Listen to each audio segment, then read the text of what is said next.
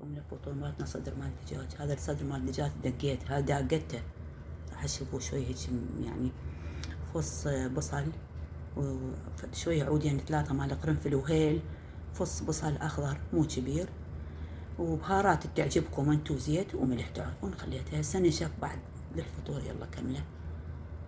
وهاي هنا كبده مال الدجاج، فص بصل، فص فلفل اخضر، عود دارسين، هيل، قرنفل، بهارات، كركم، كاري، بهارات مال دجاج.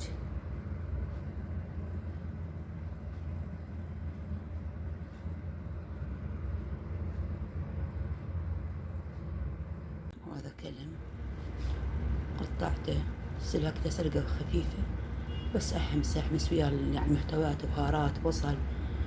انا اخلي مرات لحم وياه، بس لكون اكو دجاج ما يرحم ويا اللحم، اخليه على التمن. وهسه راح احمس الكلم اللي انا سالقته. شنو اخلي وياه؟ بصرة، ملح، كركم، كاري، شوية فلفل اسود، ماجي مال الدجاج. هذا فطورنا ايش صغير ما شاء الله. هاي الكبدة كلش طيبة طريقتي. هذا صدر الدجاج، هاي من ينشف ادخله بالاوبن.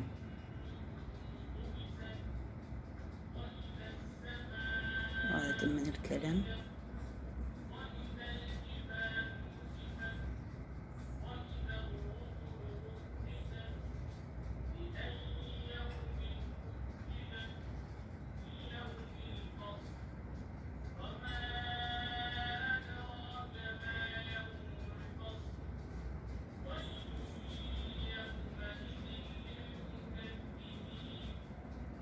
هذا الباذنجان اخليه بالطحين. يلا قلي مدهن ما يشيل ويصير كلش طيب مقرمش.